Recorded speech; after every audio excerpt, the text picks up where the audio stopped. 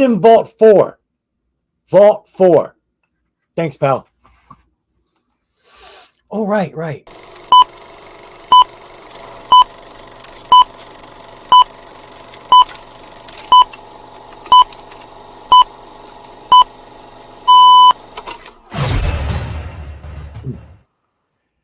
Hello, everybody. I'm John Zidar, aka the Stock Wizard. You probably see me over at Penny Boys. What? You've never been at Penny Boys? We got to fix that. You know, we got a link down there in the bottom. If you're watching me on YouTube, Twitter, we don't have it. Yeah, I'm over at Twitter too. I do believe I already took down that link. Yeah, I'm over at Twitter too, but on YouTube, there's a link down there. Join me over at Penny Boys, folks, every single day I'm there from bell to bell, trading with whoever shows up. I never know how many people are in there, 50, 200, you can never tell. And we're all sharing our information on hot plays. We're looking for stocks to scalp, momentum trades.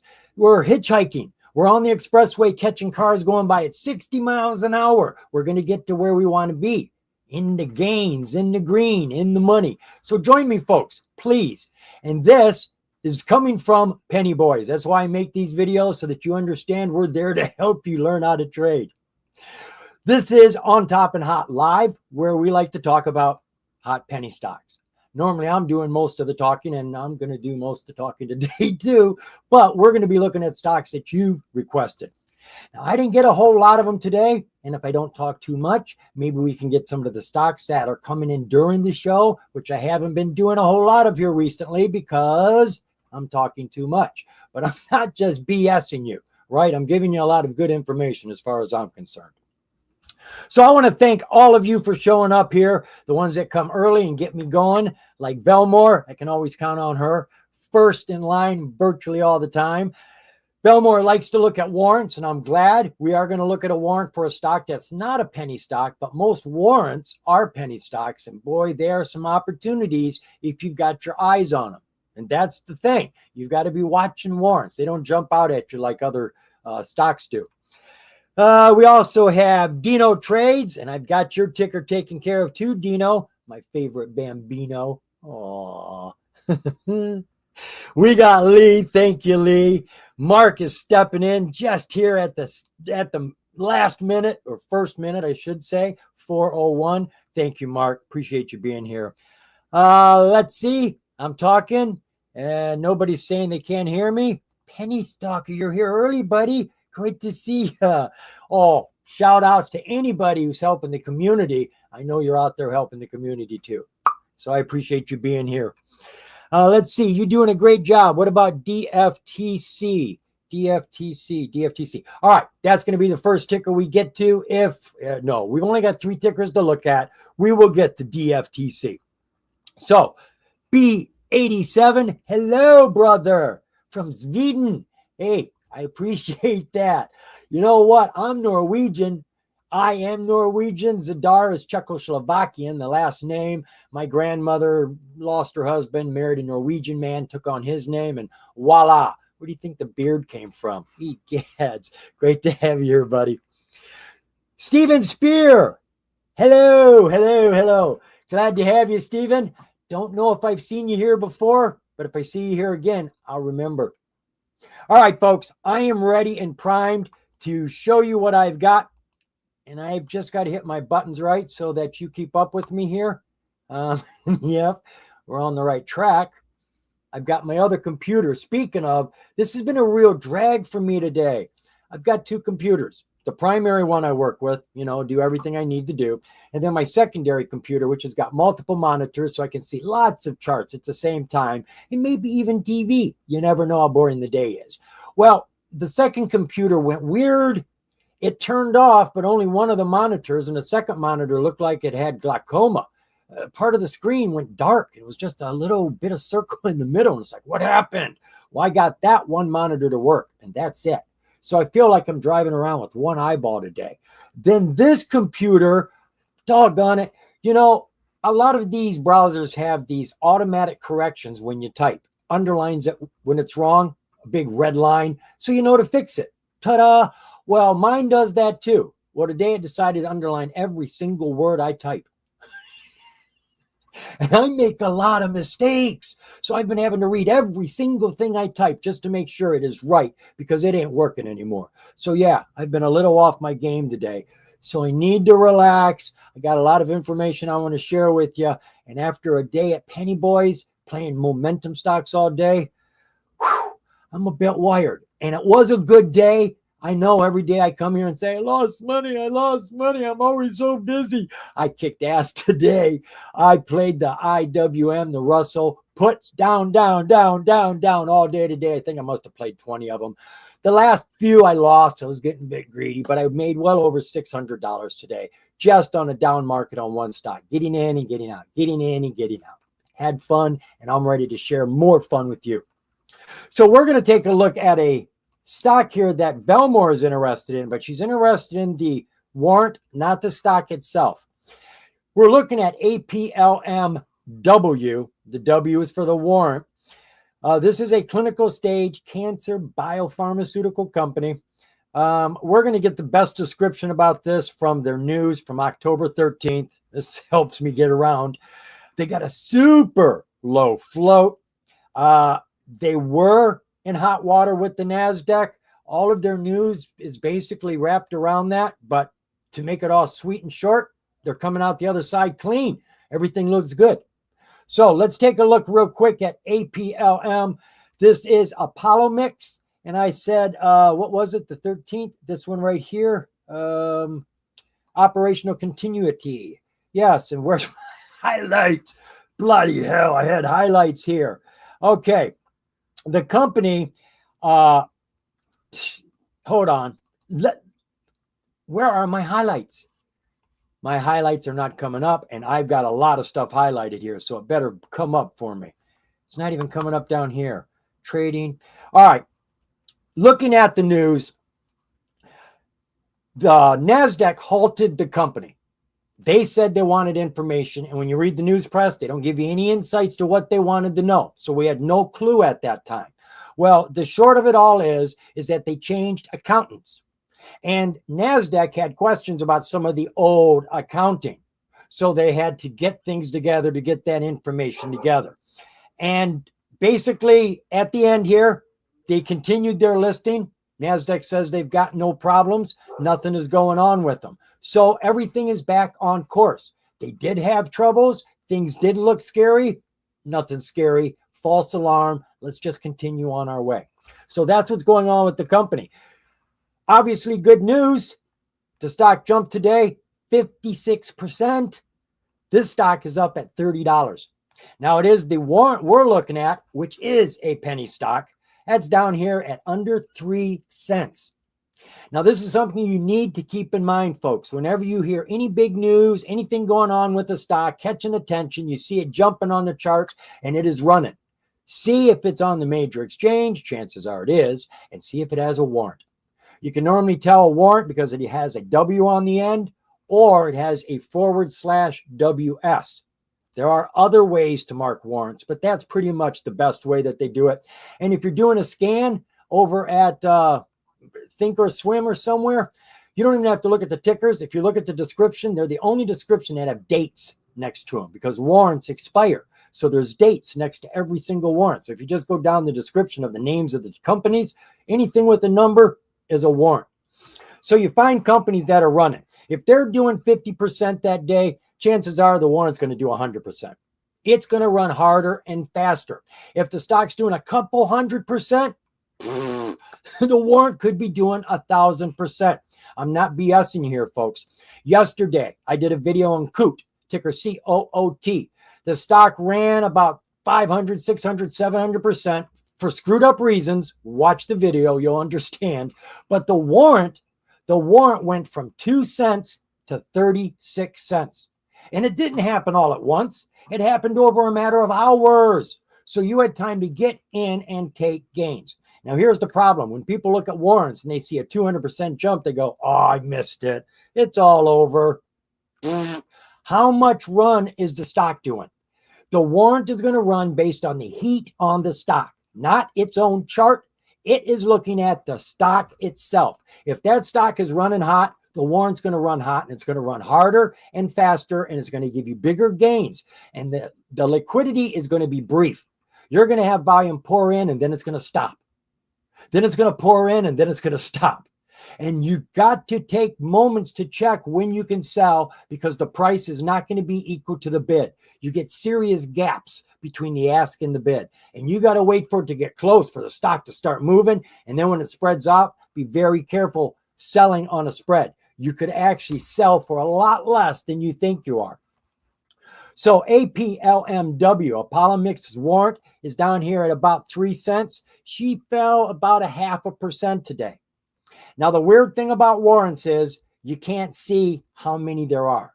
I mean, you can jump into their financials, but it's not like they've scooped them all up like a pile of leaves and said, this is how many we have. No, we sold some in 2024. We sold some in 2022. We just gave a whole bunch away with this merger. You have no idea how many are out there and when they all expire, and they all count. So you really don't need to know that information, because nobody is trading based on that. They're trading based on the heat on the stock. If the stock is hot, the regular stock, then the warrant's going to be hot. And that's when you watch the warrants. Anything else we can get here from this? Well, we could dive into more information about the company. The company looks good. They're making money. It's not great money, but there's no trouble. So because it isn't a penny stock, we're not going to focus in on all the fundamentals of this company. But the warrant is ridiculously low, considering that. Now, this is just a rough guesstimate from my point of view. In most cases, I noticed that warrants are about 8 to 12% the price of the stock. So if the stock is $1, you expect the warrant to be 8 cents to 12 cents, somewhere around there. But that is very loose. It could be a lot less. It could be a lot more. Absolutely. And when it starts to run, it'll close in. It'll close that gap up, and it could go to 30% the price of the stock. And you can make some serious cha-ching. Seriously, folks, the other day, one day, Coot went up 1,800%, which tells you a $100 bill could have made you $1,800. So don't put your mortgage on warrants. The liquidity isn't strong, volume is off and on, and you don't want to have too many warrants, because you may not be able to sell them all at one time. So buy enough to make yourself some good profit. Don't try to pay the mortgage off by putting your mortgage in there. Don't do that. So let's go take a look now at the chart for ticker APLMW. I'll remember the W when I get over there. I want to make sure you're following me. You is. All right, I already got APLM here. Let's add the W. I get lost when I come here. See, this is Think or Swim. This is my free trading platform. It's my playground. I have more fun charting than anything else. Reading press releases and filings are not fun. Charting is. It can be. Trust me. But I normally don't have the entire screen dedicated to one chart. This is like playing on a football field. It's like I'm getting lost out here. But I do this for you so we can get lots of information easily seen. So we're going to go back a year just to give you a full bird's eye view of what's been going on here. That is a yearly chart for the warrant for ticker APLMW. Now it's right here. She is in a 200 squeeze. Now I'm going to say this, as I said in my video yesterday. I really don't chart warrants. That is to say, I don't look at the chart and say, oh, this is about ready to break out because it's in a 200 squeeze. No, the warrant isn't motivated by its chart setup. It's motivated by the stock. When the stock gets moving, the warrant gets moving. It's not about its chart. Its chart can help, but it's not about the chart. You can have a perfect setup and everybody just ignores it. You're going, I thought you said, not on warrants. So we've got a 200 squeeze set up here. Once that 200 turned up, we did see a spark, right? We normally see it jump up to over the 50 and to and through the 200. Well, that's what happened. She went right to the 50 and then to and through the 200. And then she came back down. Normally you get a nice breakout, but the 200 is still falling. So we need for that to go flat before it's going to break out. She's going sideways here. Right here, our 200 MA went flat. Right here is when everything crosses the 200. all of our MAs, the 9, the 20, the 50, the 200 haul, everything, and the price explodes. Price jumped here from about, call it 1.1 cents up to just under 3 cents, which isn't a big move. That's not a big move, but that's 200% gains in your pocket. She came back down to a flat rising 200 and bounced again from about 1.3, this time up to, 4.5. So now you're up there 350% gains. Boom! Back down to our 50, right in that 50, all the way down to the 200. Hit a 52-week low here of 004. There's a buyer's opportunity. Came right back up to our 200, which is where she's pretty much been hanging around since she's got on top of it. And now she is starting to climb. All of our MAs are just now starting to flatten out and turn up. I think she's ready to run. Not that I chart warrants, but the chart is looking sweet. She is actually following the chart. Now, so we have a premise. If I'm going to tell you that this is following the chart of APLM, let's look at APLM. That's the yearly chart. There was our big jump like we had on our warrant once the 200 got close. She's been flat and a big rip here. Now, what's she looking like, say, down at our 1 hour point?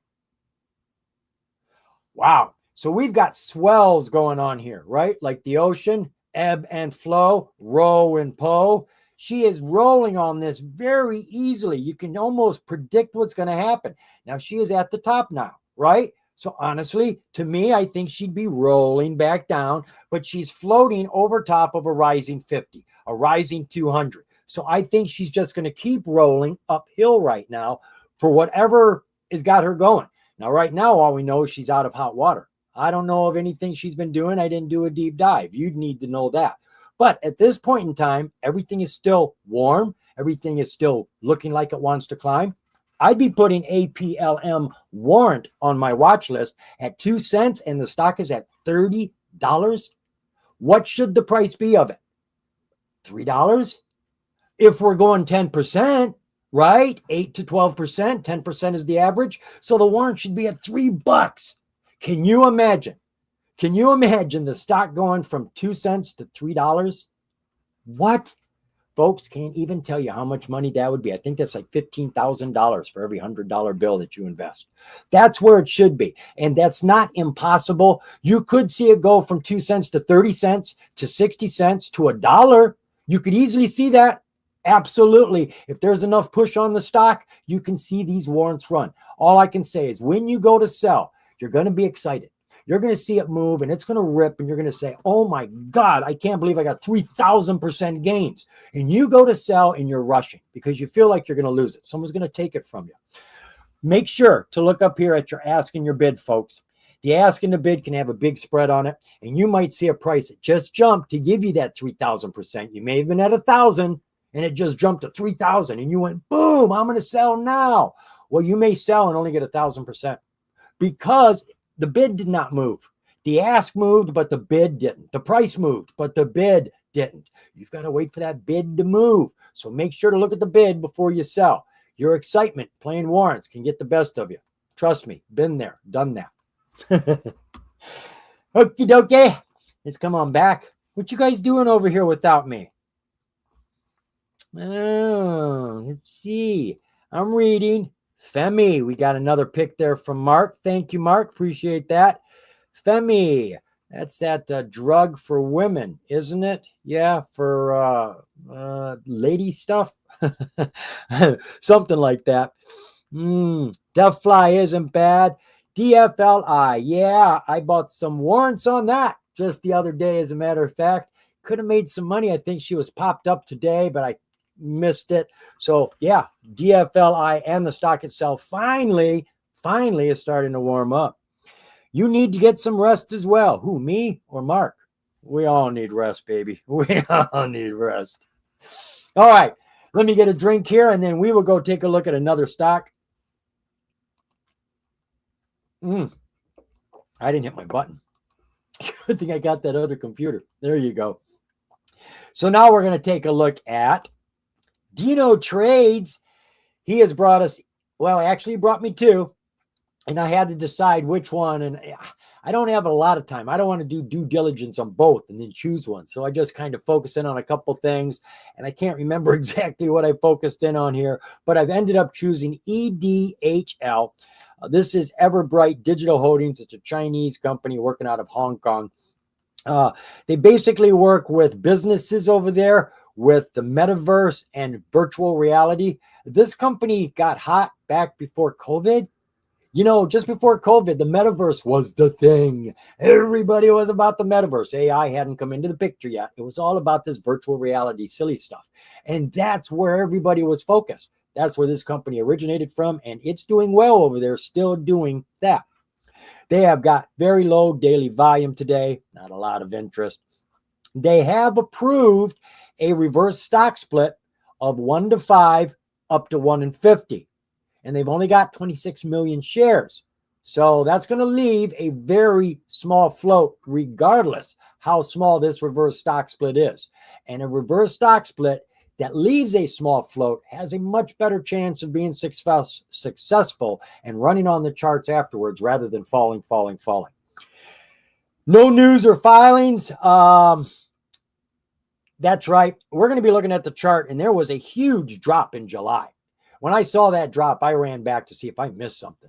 There are no filings. There are no news presses anywhere around that vicinity. So I can't explain to you why it fell that day, but it was a huge fall.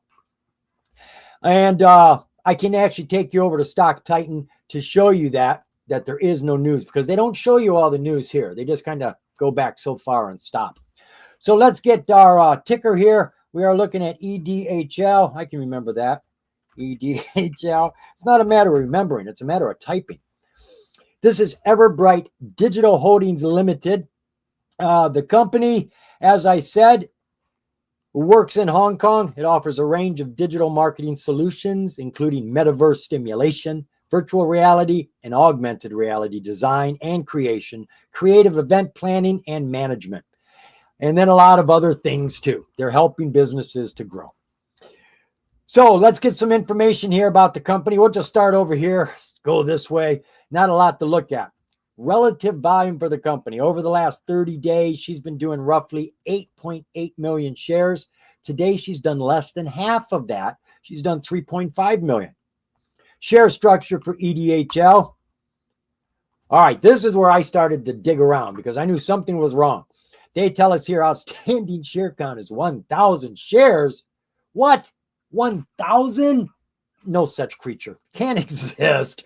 So I did digging around, and I went to Google, I went to Stock Titan, and Stock Titan EDHL told me that they had 26 million. And then I ran over to Google, searched over there. I just put in the ticker, outstanding, float, just that. And then it did some work for me because they're using AI now. And it too said that there was 26 million shares outstanding. So that's where I got that number from.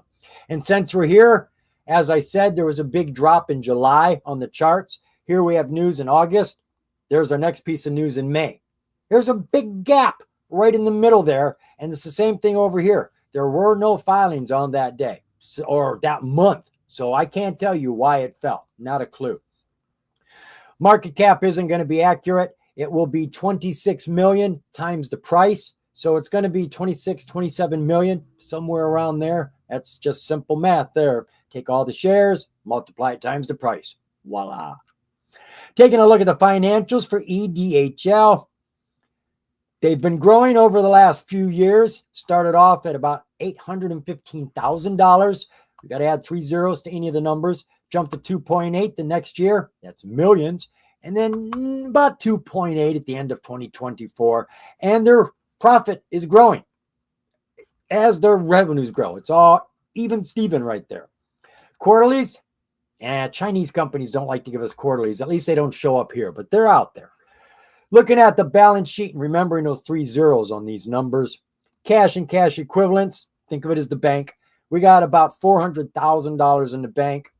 2.6 million total assets. Total liabilities is only about $500,000. So we are holding stockholder equity in this company of $2 million. So we do have stockholder equity, and we are soon to have a reverse stock split. Now, the reverse stock split is to get that price up over $1. We're already over $1. Yeah, but some companies don't like hovering. And that's why it was already pre-approved. If things go bad, if they get worried, they'll just drop a reverse stock split. Now, they do have to give us a forewarning. The rules say they have to give us 5 days. But I see news come out, filings come out with only 3 days left. But they do give you a warning. So be real careful when you see a stock starting to run. It's in the double zeros. I'm talking about penny stocks, and it has a lot of shares. You normally can expect a reverse stock split as soon as it approaches a penny. Hot stock, double zeros approaching a penny is perfect zone for a blossom of a reverse stock split. They want to do one. They're talking about doing it. That's what all of their disclosures over here are about.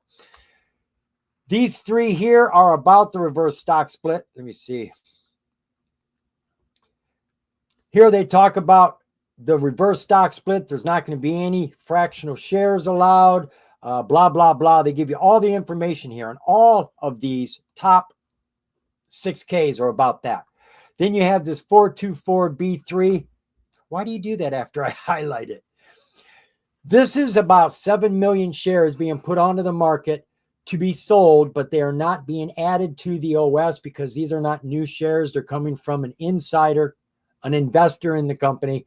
Why they don't sell them on the open market, I don't know. But these are being resold by the company for that insider. So we've got that piece of news as well. So they've got a reverse stock split. They haven't said when it's going to happen. They just have the right to do it anytime they want in a 12-month period, and they just approved it. News. That last piece of news here, Everbright Digital Holdings Limited receives NASDAQ notification of minimum bid price requirement, which they have until February 23rd. Now, they've got up until that point to keep the price over $1. What they've got to do, not them, us. We have to keep the price closed over $1 for 10 consecutive days. It can come under $1, but at the end of the day, it has to close over $1 for 10 consecutive days. Once we, the investors, do that, the company is out of hot water. They don't have to do a reverse stock split. And they don't have to worry about going down to the OTC market. But that doesn't mean they won't do a reverse stock split. They may want to push the stock up to $5, $6, $10. They may want to get away from the dollar zone. They may want to get the stock in front of investors who have more money, who will take the stock more seriously at a more serious price. That happens quite a lot. So I would be expecting that reverse stock split. Anything else we needed to know about this? Not really. Not really. So we are going to take that ticker and we're going to go run on over here to the charts. Yes, follow behind me. Hold my hand if you need to. Oh, we got lines over here. All right, I'm going to kick this back a year. There you go. So a year ago, we were at about $4.50. We started rising. We got up to $6.88. And then here in the middle of July, I have no idea why. It was July 11th, if you really want to know. It fell from that 6.50 zone all the way down here to 71 cents. And I don't know why. Yeah, I do want to know why. There had to be a reason for that. It just doesn't happen for no reason. And I did not find it, but I didn't do a deep dive. But I did spend extra time. I did look around and I just couldn't find anything. So we had an absolute low here of 36 cents, which was another 50% drop from where she was at.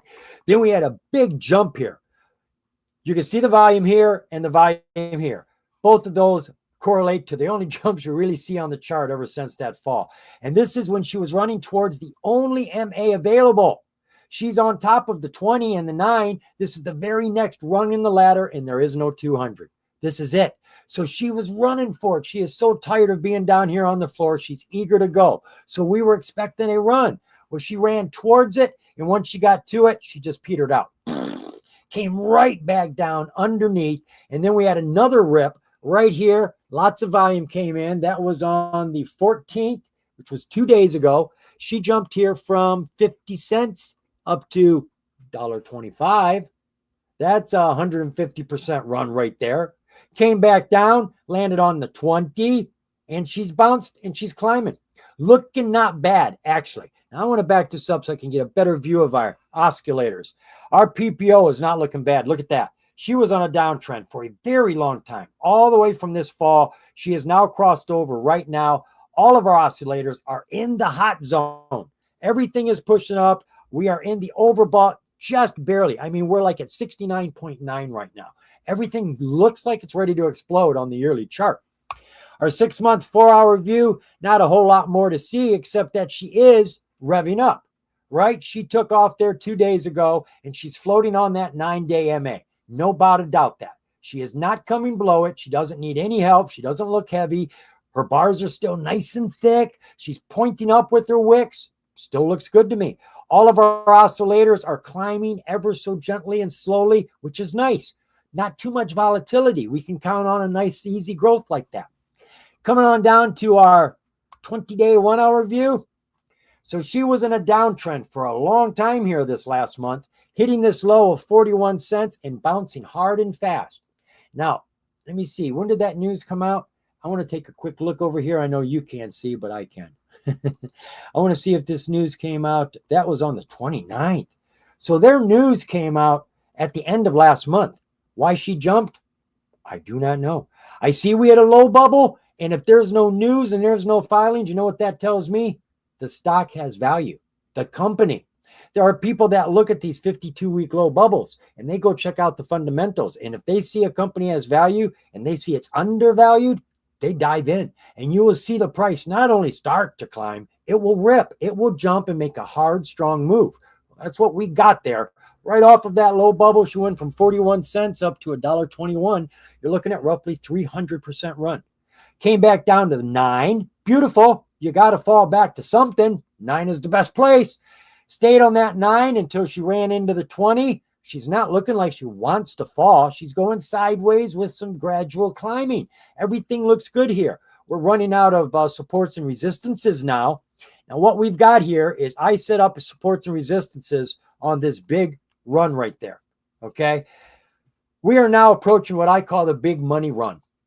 You get from 0% to 100%. These supports and resistances that we can trade on. We can use these to enter and sell on. You can trust them. The price is going to respect them. When it gets up here to the 100%, it fights a little like you see right now, and then it will move twice as fast as it took to go through this. It'll cover that entire gap. The last gap gets covered twice as fast and gives more than twice as much. This goes from 100% to 161%. This is a Fibonacci. They are magic numbers that I cannot explain and nobody can. Fibonacci is used in the creation of universes and seashells and flowers and the way water goes down the toilet bowl. This is a science we don't understand, but we know works. Guaranteed to work. And it works in the financial world because of the gravitational pull of these numbers. And up here, folks, when she gets over that 100%, the gravitational pull to that 161 gets strong. And it'll push all the way up. And you can make some good, strong money. So we get in just over top. Right now, my line is at $1.15. I get in probably at $1.18. I would put my stop loss in at about, on this one, maybe $1.12, $1.10. Something like that. And she's going to run up there to about $1.35, $1.40, which is where I'm going to sell. Now, if you're buying 1,000 shares of any stock, you're going to make $10 for every penny it moves. So if we go from, call it $1.20 to $1.40, well, right there is 20 cents. 20 times 10, that's $200 in that spread right there. And we expect it to happen pretty quickly. So we like to look for these, and we get those off of those Fibonacci's. So this is looking hot to me. EDHL has got everything going on for her right now. We're waiting for a big breakout to get over that 100%. You can see she got up on top of that 200, and she's sitting on it. She's riding that 200, not showing any indication of wanting to fall. She's looking for an opportunity. I'm not quite sure what that opportunity is. Usually it's a 200 squeeze, but we don't have a 200 squeeze here. So I'm thinking if we can get some volume in, right? There's nothing here. We get some volume in. Ooh, this could explode, folks. Now, we don't know when that reverse stock split is going to happen. When it happens, it is going to be a super duper low float. If they just do a 1 in 5, it's going to be a 5 million float. If they do more than that, they said they could do up to a 1 in 50. Well, that's just stupid. It's going to be 1,000 shares. Was that a forecast we just saw? It could be ridiculously low, which means somebody could sneeze and this thing could move 50 cents because there's just not enough shares to go around, supply and demand. So I would keep EDHL on my watch list because there could be a lot of volatility. And all it takes is a little bit of volume to create that volatility. So as soon as you see volume come in, that may be your entry time right then and there. EDHL, put it on your watch list. Doesn't cost you a thing. How we doing over here? John, can we look at, oh, we're getting there. DevFly, we're working towards it. John, NVA, stock is $62. The warrants is $55. Did you type that right? $55 warrants on a $62 stock? Oh my God. Oh boy. That must have been up there for a long time. That's how crazy it can be, folks. There can be these huge spread in warrants. I like to play warrants, but they can end up being long holds. They can. So I like to find stocks that are between $2 and $4 that have got attention, that are bouncing every now and then, because when they take off and go to $8, $9, $10, $12, that's when the warrant starts going 100, 200, 500, 1,000%. And forget about the stock. I'm going to get in that penny stock of that warrant and make some fast gains. Wow, that's unbelievable. $55 warrant on a $62 stock. All right. Yes, it is. Boom. All right, we're going to go dive into another stock because it's the last one I got, and then I'll be able to get the stocks you guys are bringing in, which we haven't been able to do here recently. And it's only $4.36. Yeehaw! Where are we at? Button. Hit the button. Right? Yep, you're with me. We are going to take another look. I could hear us pleading in his voice. Please, John, please. It's changed. It's not the same. We're going to look at it, Lee. We're checking out SkyX. This is SkyX Platforms. You may be familiar if you watch the show. This is a company that has created a quick connect for electric fixtures, lights, things like that. Just click and play. No wires, no bolts, none of that silly stuff. Just pop it in and pop it out. Huge update. We've got a press release that says everything, and we ain't going through it all, but you'll know where to go. They got lots of news, but the update obviously covers everything that was in all that news. So that's just going to keep it brief. Strong revenues, but no relevant filings to dive into. I'm not saying they're not relevant, but for our purpose right now, nothing we need to consider. So we're going to go take a look now at ticker SKYX. We are on the OTCmarkets.com website, which is where I do all my due diligence initially, because they put every single stock that's on the market here. Everything. It doesn't matter what it is, it's here. Now, they don't have all the information for all the stocks, but they've got all the stocks. So it's a good place for me to start. So SkyX. SkyX right now is at $1.30. She dropped about 3.7%, which was about a nickel.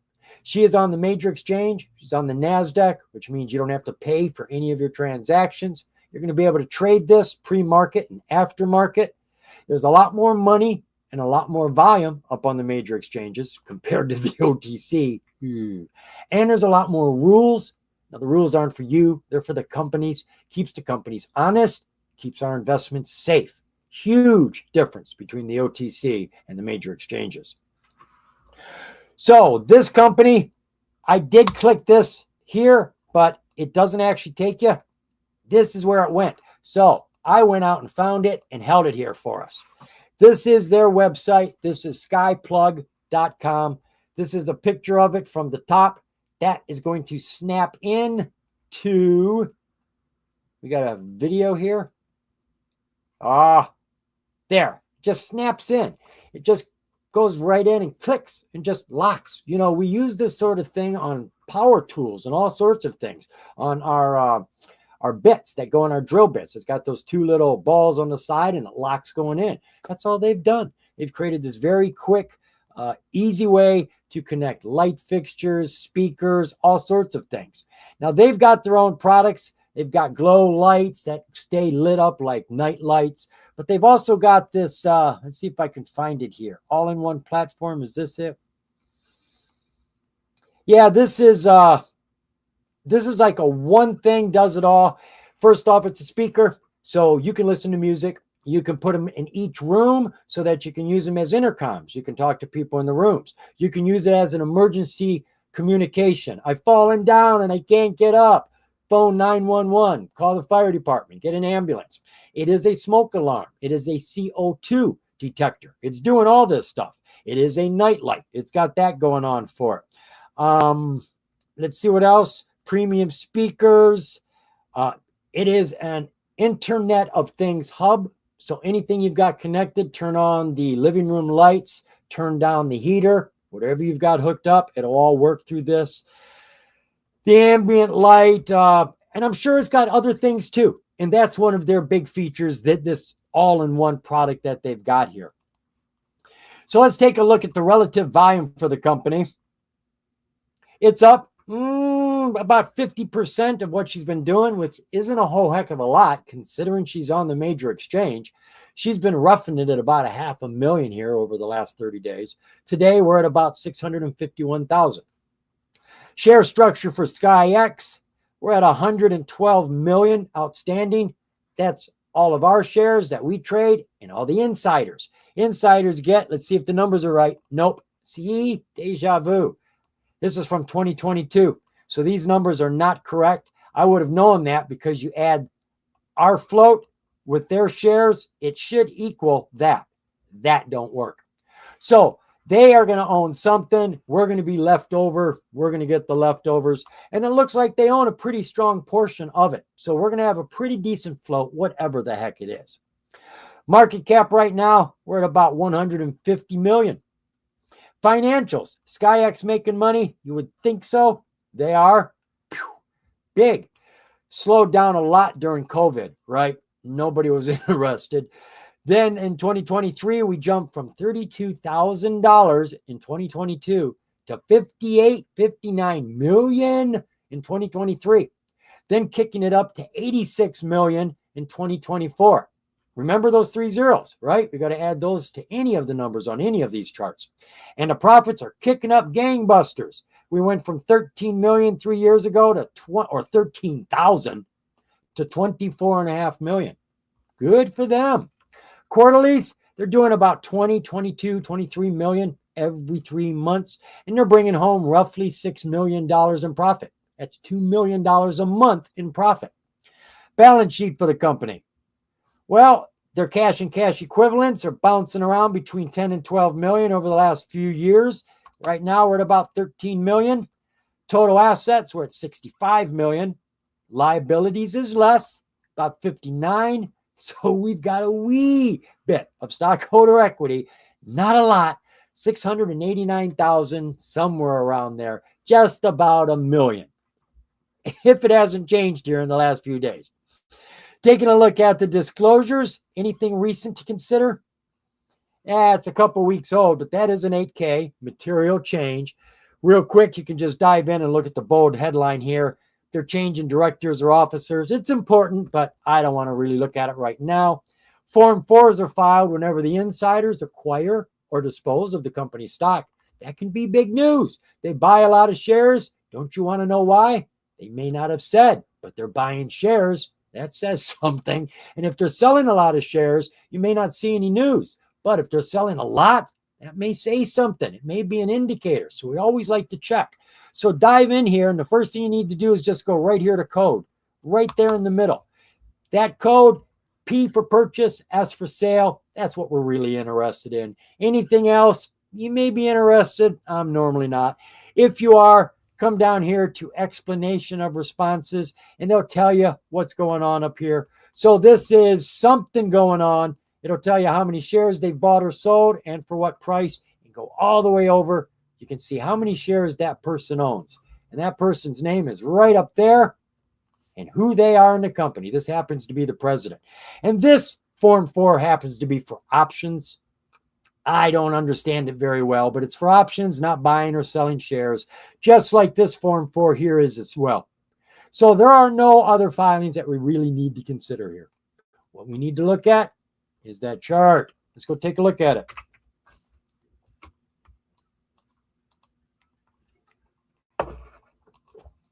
So quiet. I'm used to having my music play.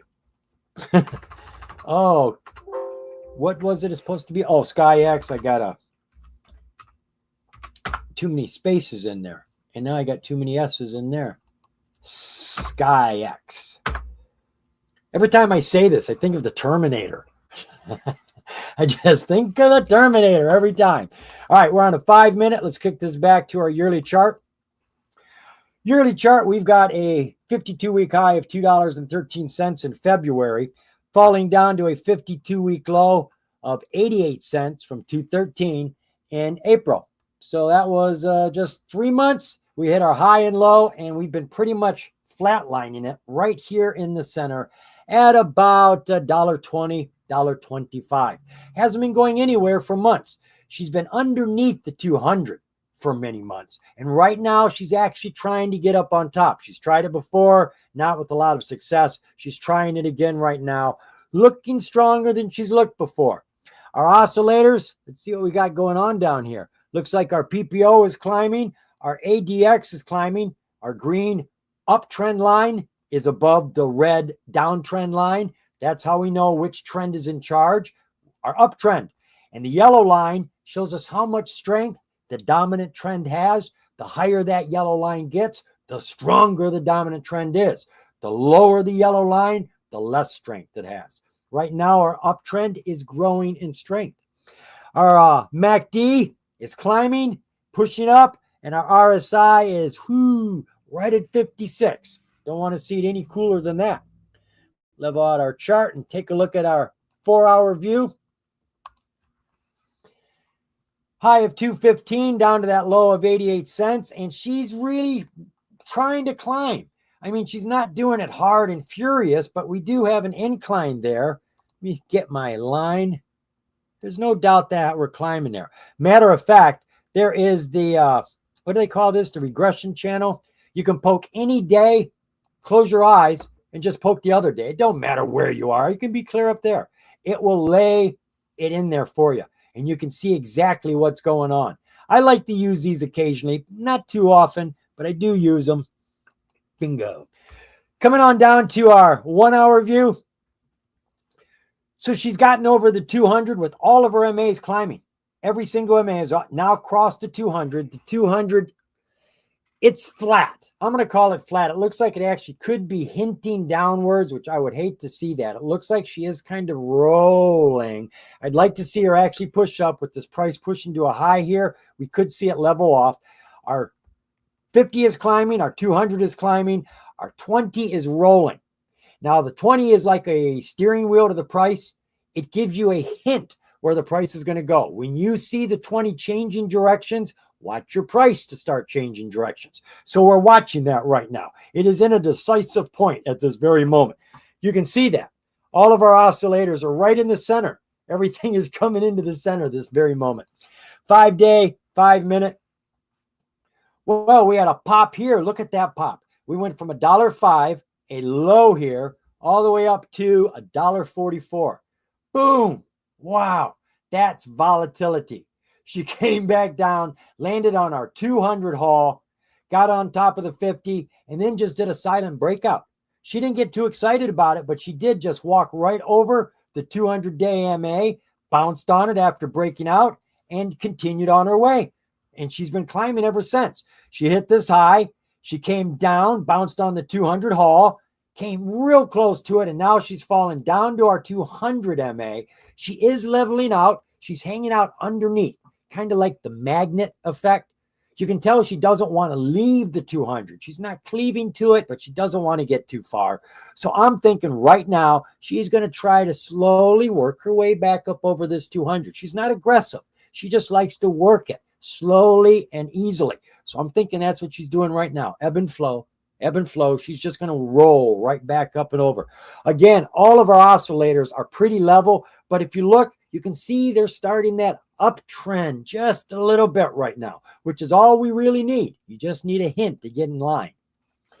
That takes care of SKYX. Ta-da! That is all the stocks I had prepped, folks. Well, it's been fun talking to you. It's 4:20 now. I miss 4:20. That's okay. I will make up for it later. So what are you guys doing over here before I jump into Kashira? Where have you been? Yeah, we were waiting for you. We were talking, asking questions. No, nobody did that. But I missed you. I knew you weren't here. I didn't mention it because I didn't want to shame you. But thanks for showing up. I appreciate it. B877. Are those flowers for me? Aw, they better be. All right. So we got tickers here. I think Mark had a ticker all the way back here. I'm looking. Ampy, SkyX. I'm here. Yeah, there's Mark. DFTC. No, it was Penny Stalker. Penny Stalker channel. Doing a great job? Well, because you complimented me and you were first to give me a ticker, I'm going to look at DFTC. Sounds vaguely familiar, but it's just not clicking yet. Not clicking. Been looking at a lot of DT stocks, a lot of them. So let's go look at, let me make sure, DFTC. DFTC. Okay, DFTC. Sing it, John. DFTC, Defentect Group. Defentect. No, I don't think I'm familiar with this company whatsoever. Oh, you can't see me. Aren't you glad I've got a second computer? Ooh, see, this is DFTC, Defentect Group. She finished today 100% up, finished at 1.5 cents. So she was 3/4 of a penny at the beginning of the day. This is a great area to be buying to buy a stock, folks. Seriously, because it only has to move this much to double and triple and quadruple to make you your money. You buy it at a nickel, it's got to go all the way to 10 cents. You buy it at a penny, it only has to go to 2 cents. Bingo, 100% gains. You want 300%, it's only got to go to 4. You want 300% on a nickel, you got to go to 15. Right? So buying near a penny on a penny is great. You get the best value and the best gains buying on a penny. So we got 100% jump here. Company is on the bottom tier of the OTC, which we used to call the pink. They don't call it the pink anymore. They call it the OTC ID. ID as in identification. They claim that they get a little more information from these pinks now so that they aren't naked down here. That's been the problem with pinks. They have no validated information. You don't get any filings. You don't get this. Well, you do get disclosures. You don't get financials that have been audited. They're just tallied. They're just receipts that the managers throw at us. And we got to take management's word for everything. Everything. So what you get down here are press releases, hype. And most people trade based on the hype. That's okay if you're going to trade on the hype. Great. Do not invest on the hype. Do not put your money into long holds on OTC IDs. That's my advice to you as a layman. I have lost over $40,000 on pinks because I trusted the news, which did not pan out. The news was hype. They write it just perfectly so you think you're reading what you think you're reading, but you're not. You're reading that they're thinking about it. They're considering it. They might. They possibly. You've got to read these things very, very carefully. So they've got everything going for them over here that you would like to see. All green ticks, companies verified profile, transfer agent verified. Look for these on your OTC IDs. Absolutely. Independent directors, that's a bonus. This tells us that the company is seriously considering uplisting. You don't list them here unless you're serious. And how do we know they're serious? Because the OTCmarkets.com website does this. They check all this stuff out. So somewhere, the OTC found out that they were serious about uplisting and they list them here. And they have their directors. You got to have independent directors if you're going to uplist. Whether it be to the QB, the next tier on the OTC, or all the way up to the NASDAQ or the New York Stock Exchange, which is a lot more expensive. And you got to be at least $3 to get onto the NASDAQ. You got to be at least a penny to get onto the QB. They also tell us they are a shell risk. That's yellow. That's a warning, not good. And a red would be bad. Shell risk means that they are claiming the company's in business, they're doing stuff, but they're not reporting any revenues. They're working for nothing, or they're just not reporting. Well, that may not be the case. They changed the rules here a while ago. If a company does a deal, an acquisition, a merger, and they do acquire some assets, that acquisition, that income is counted as that income. So they figure you're in business now and you should have regular income, which you don't. You just made a deal. So they put down shell risk, which looks bad, but it's just misleading as far as I'm concerned. We'll find out as we go through this. So this company's out of Connecticut here in the United States. What do? Well, they used to formerly be SplinterNet Holdings, a developer and provider of rapid response software applications for the threat detection industry. The company offers a global management and alerting system which reacts to the detection of chemical, biological, radiological, nuclear, and explosive threats, as well as to data sent from other types of sensors. Data Fentex technology detects the threat and notifies key personnel and first responders so that the appropriate action can be taken. The company is also moving to make strategic acquisitions in its historical markets. I'm not quite sure what historical markets are. Taking a quick look at their website, Defencaw Biochar Plus. Okay, Biochar Plus, this must be the other side of the coin. We just got done reading about their warning capabilities. So what have we got here about Biochar Plus? Biochar Plus, DBA SplinterNet Communications organization responding to the imperative convert organic waste into high carbon content products called biochar and remove greenhouse gases from the environment.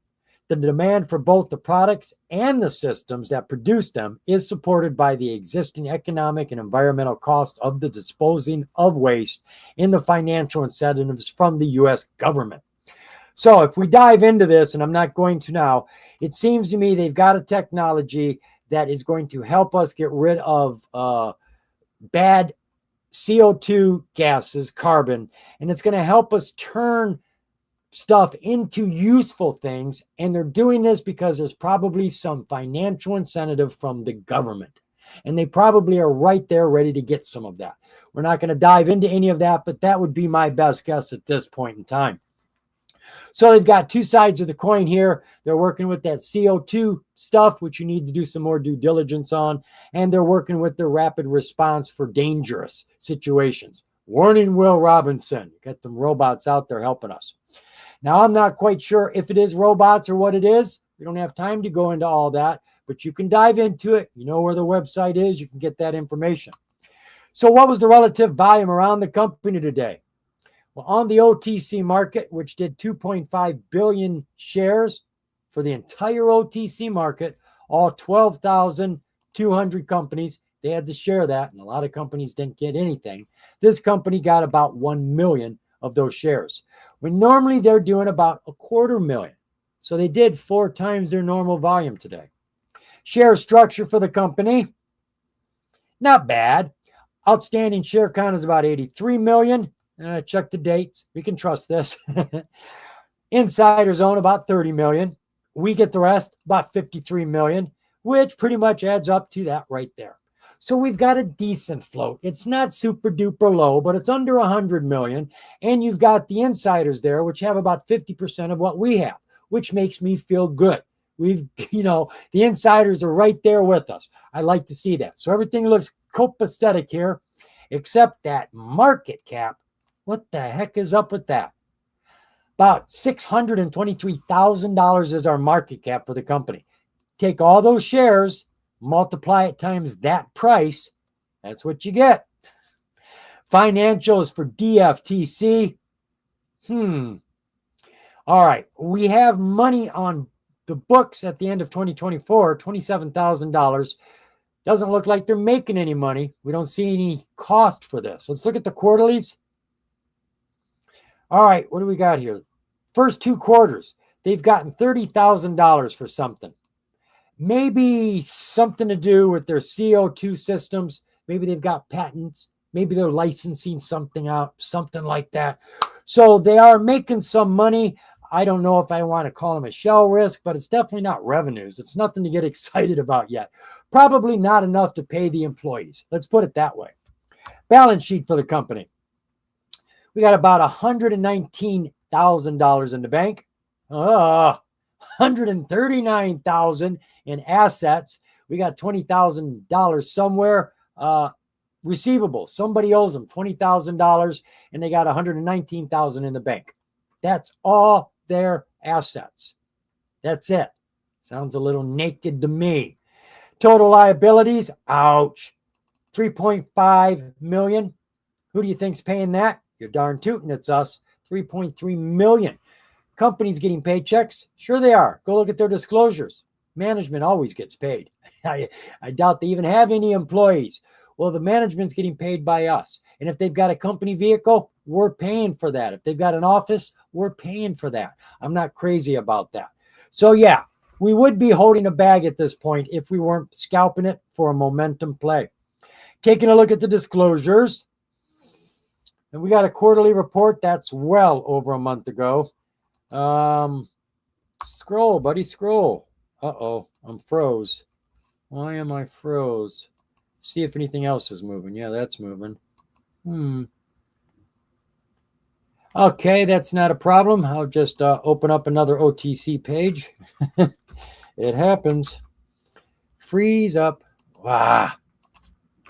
Thanks for hanging with me through the turmoil here, folks. Perfect storm. All right, and what we have? DFTC. Yep, and we were over here at disclosures, going deeper. Yep, and I'll get rid of you because you peed me off. So we've got a 15D. Oh, that's 2013. Yeah, so we got nothing down here to consider all that work for nothing. And our most recent financial came out on the 14th, so we haven't got anything recent to consider here. News. This is going to be all we've got. Let's hope we got something. We got nothing. We got no news since October of 2024. Watson named general manager of Defentex Biochar Plus. So this was something they started up. They got their new CEO back then, but we've got no news. We've got no filings. I don't see any revenues. I don't know what's going on. I don't see anything happening here. So why did it jump? So now that I haven't looked at the chart and I have looked at all the information, my presumption is the chart was set up. There was something on the chart that made it move because I didn't find anything here. So let's go see what DFTC looks like on the charts. I'm kind of curious, actually. Uh-oh. Okay, fair enough. All right, let's back this up. I like that run. Last 5 days looks good. Let's go back a year. So she's been slowly falling. We were back here at about, let's call it 008. 008. She fell down to 0028. She was actually at 0082. 0082 down to 0028. And then she just went sideways for, 7 months here. And then she started to climb. And what do we have here, folks? Don't lie to me. Tell me the truth. You're darn tootin'. That's a 200 squeeze. Trying to give you a little thing here to see. So here she is underneath everything. She gets up on top of her 200. She works her way to the 50. Once she gets on the 50, you see the excitement. Now, we are on a 4-hour chart, but you see a huge bar immediately jump to and through the 200. And we don't even have a turned up 200 haul yet. This is exciting. When you see one big bar jump all the way to the 200 like this, but the solid bar does not go through, but the wick does. The wick goes all the way through, and the very next bar, the solid part of the bar, does not come any lower than where this started. As far as I'm concerned, this is a 99% chance it's going to run. It's just waiting for the opportunity. And what is that opportunity? The full 200 squeeze setup. When I see that 200 haul turn up and she's above the 50, I expect it to run. I am waiting for that. Once I see this bar and this bar validates it by not coming down any lower than where this one started, I'm looking. My eyeballs are on it. I'm waiting. And once this turns up, boom. Let me back this up. Once that 200 turns up, folks, look at the size of these bars. Look at how big that bar got. To and through the 200, as I say it will do, and then it normally runs. Now, you can get a bounce. You can have this come all the way back down to the 200 or the next MA underneath. Normally, after it runs, it does need a break, but not all the time. This thing shot, woohoo, all the way from, let's call that 005, just to round it up, to 1.6 cents. So you're looking at 300% run before she pulled back to 1.5 cents. This is really a strong run, and it doesn't look like there was anything else but a chart setup. That looks like the only reason she actually ran, folks, and everything is still hot. All of our oscillators are going to the moon right now on the yearly chart. What about our 4-hour chart? Yes, all of our oscillators, every single one of them pushing up hard. Look at that ADX, folks. Look, and it just did it again. Did this thing just move? It couldn't move, did it? Isn't this an OTC? No, it's not. I think I just saw it move. Our yellow line is climbing hard. Our green line is way up at the top. Now, what you need to know about the ADX, it is fixed.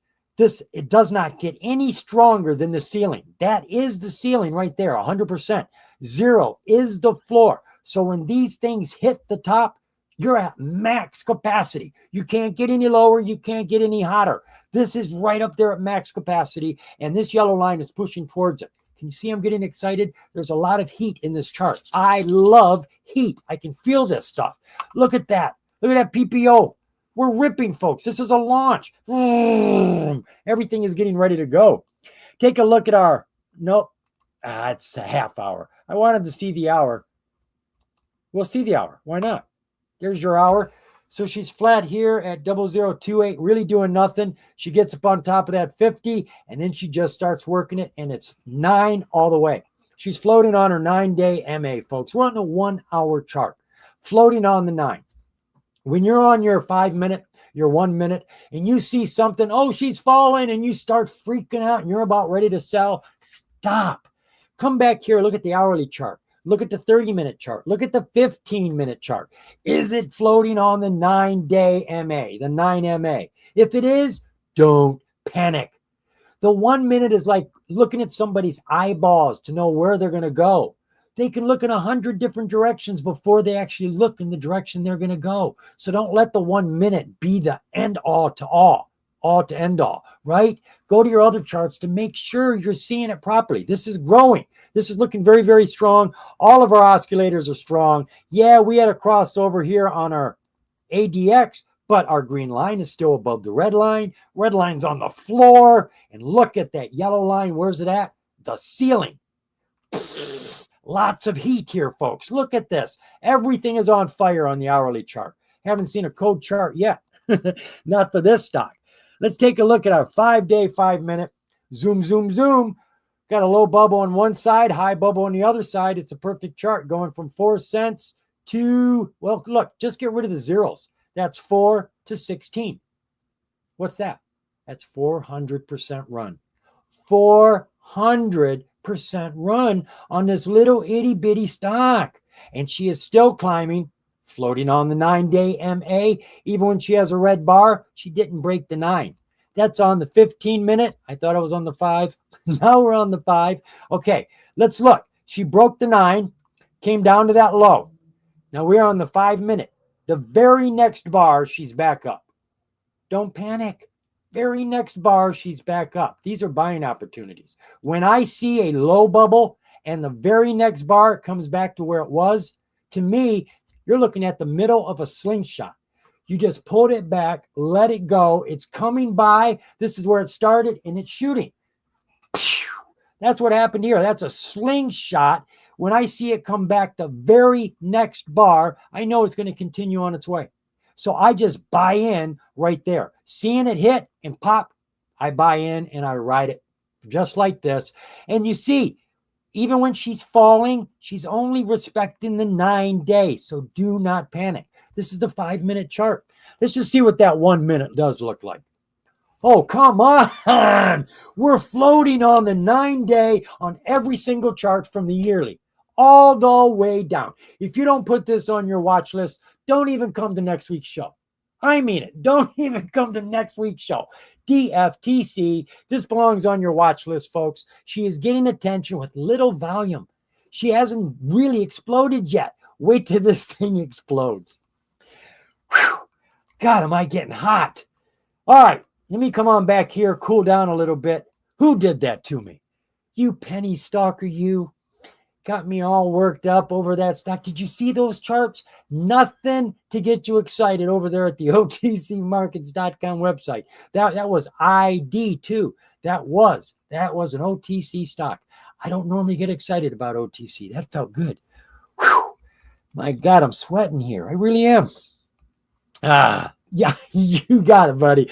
No problem, my friend. Microbility best. All right. Hey, Morive, MV. Glad to have you here, buddy. Okay. Let's see. We got time. It's 5:11. Let's do another stock here. I'm going to grab my toothpick since I don't smoke, but I feel like I need a cigarette. I smoked for many decades. So let's see. Femi. Okay. We're going to check out Femi. Femi. Is that birth control for women? Let's see. Mark Ryan wants Femi. All right. Femi it is. Hit my button. Thank you very much. Femi. Femisys Inc. Femisys Inc. finished today at 74.5 cents. She's up 35.5% today. Hot penny stock on the major exchange. She's on NASDAQ. This company is based out of Georgia. Obviously, Georgia, America. We got Georgia over there by Russia, too. So what does this company do? Well, I do believe it was birth control. Best thing to do. I could go to Google, but I really do like Stock Titan. And they do all the homework for me, bring all the blurbs in over here. Femisys Inc. is a biomedical innovator focused on transforming women's healthcare by developing minimally invasive in-office diagnostic and therapeutic solutions with a strong emphasis on non-surgical procedures and advanced medical device technologies. Okay. Yeah, right there.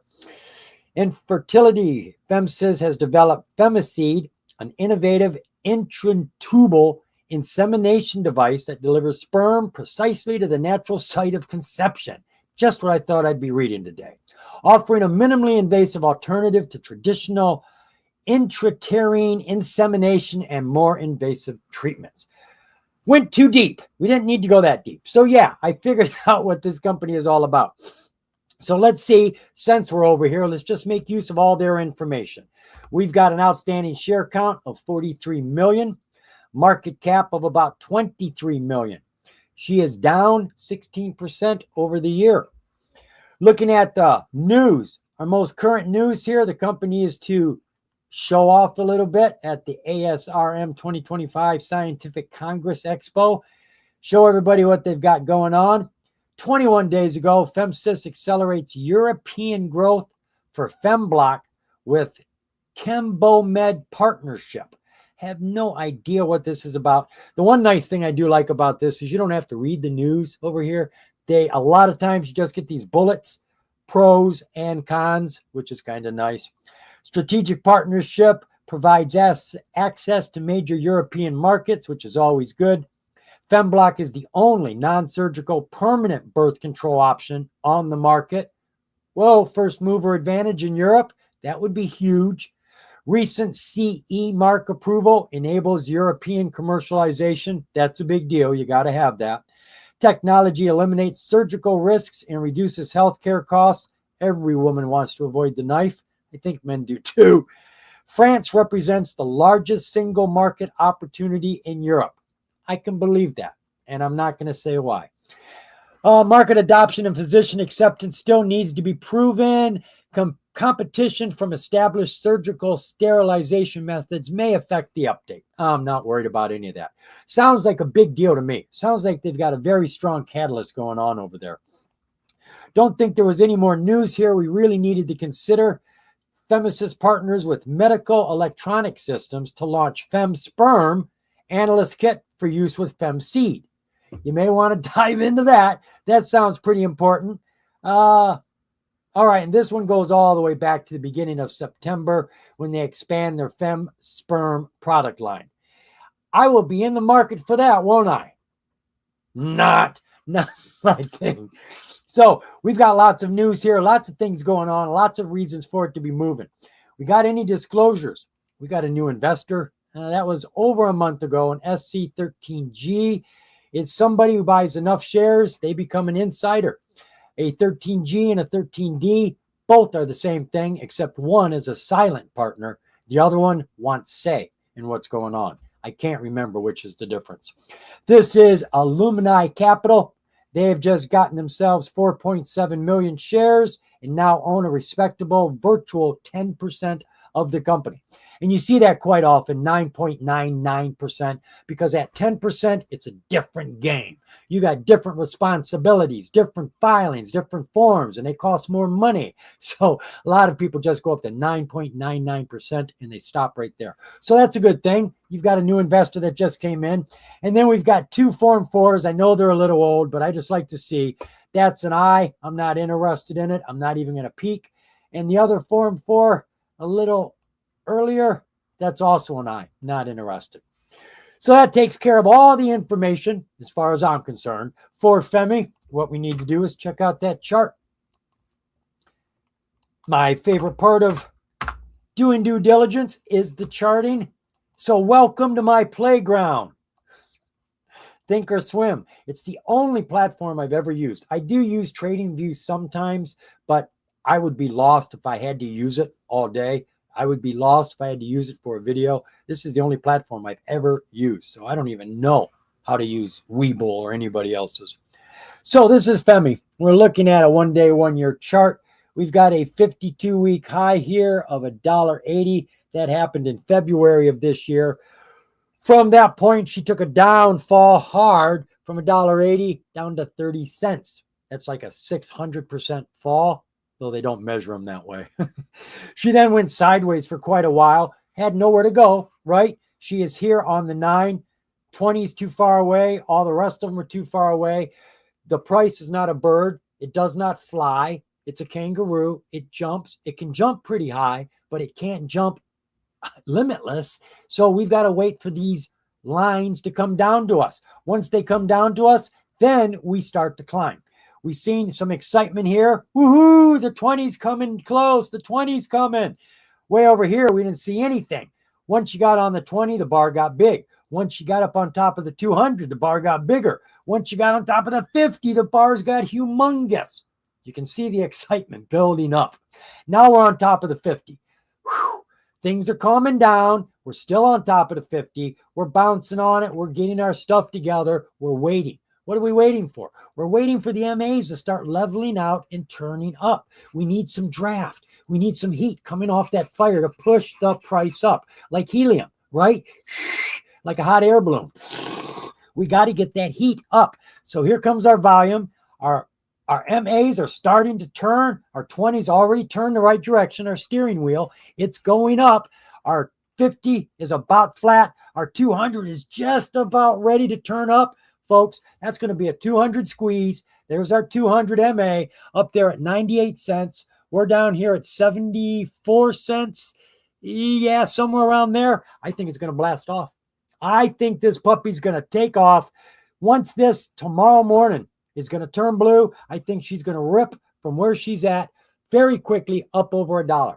Whether she continues going after that, we'll have to see what the volume does. But I would ride it to $1 and I take my profit right there and see what she does. You may want to get a second entrance after that. All of our oscillators are showing heat. Every single one of them is pushing up and growing with that volume. It's looking really delicious. Now, normally, and I'm going to do that right now, I am going to take off all of these lines. Those are supports and resistances I had gotten, but I'm going to use this big drop right here.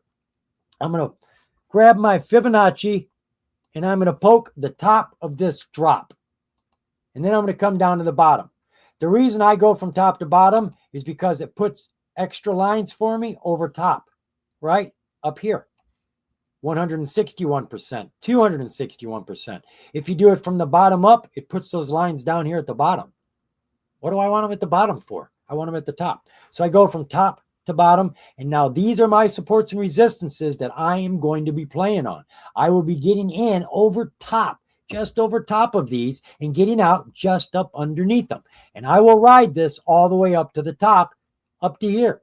And then you know what I do? I loosen this. I just activate it and I pull it up and I put this second line, the 23, up onto the top right there. Like I got here, that's what I'll do. And believe it or not, they still work.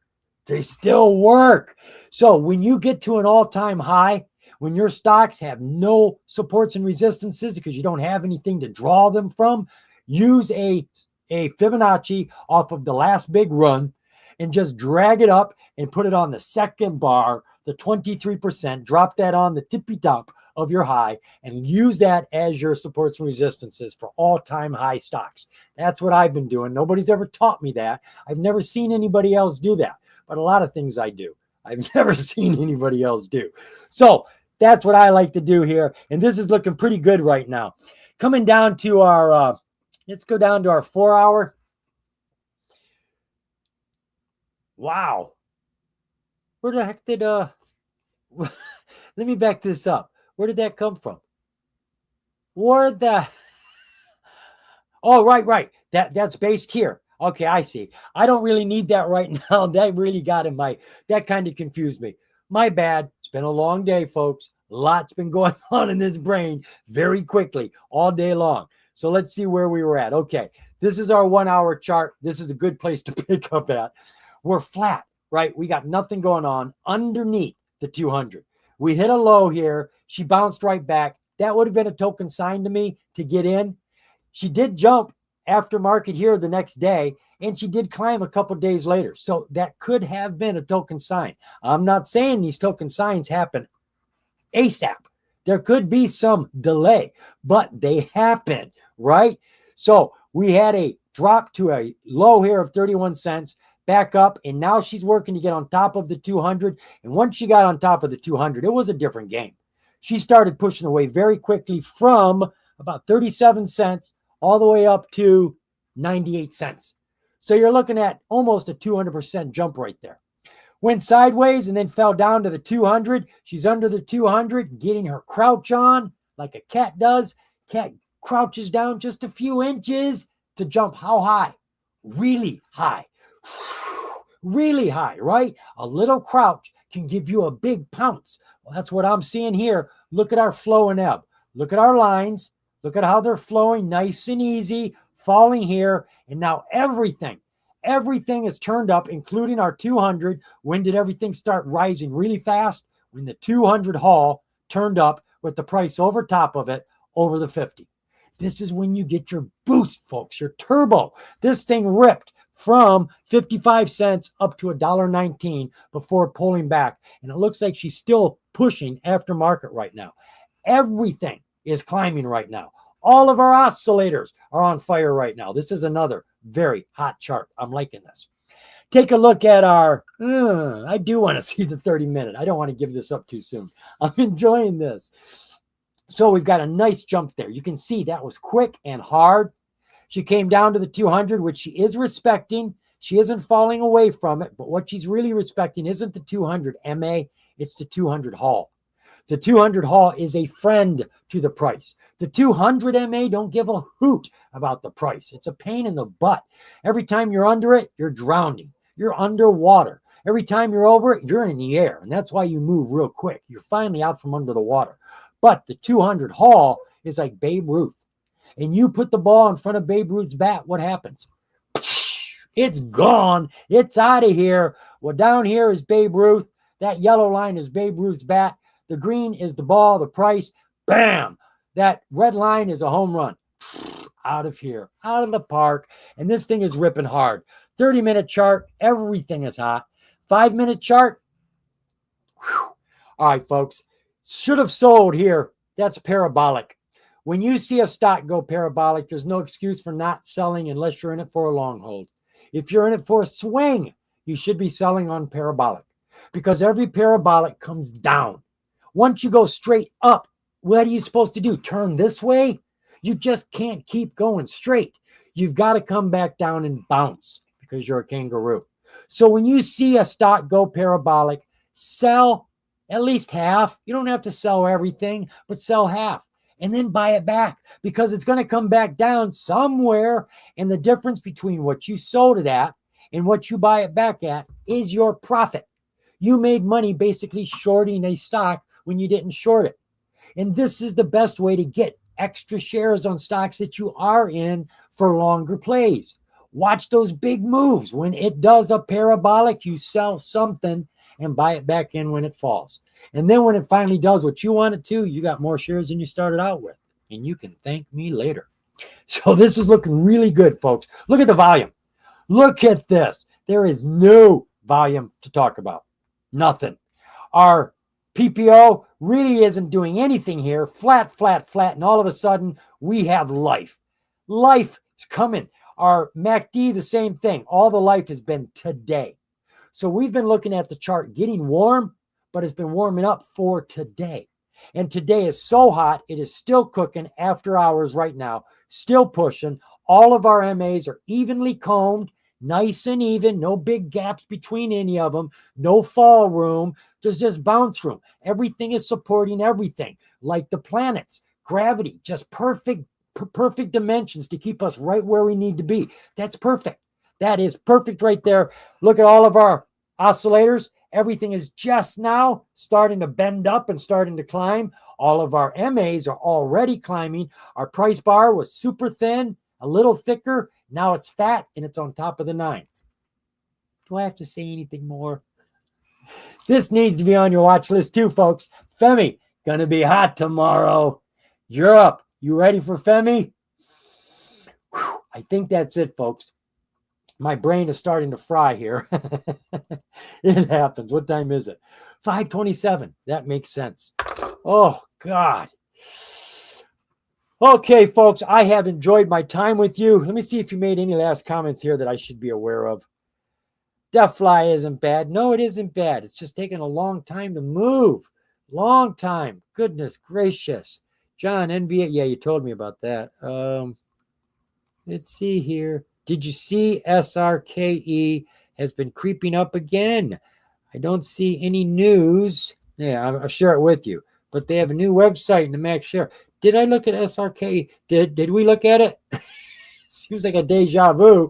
I know I looked at it today. I just don't know if I looked at it with you or looked at it over at Penny Boys.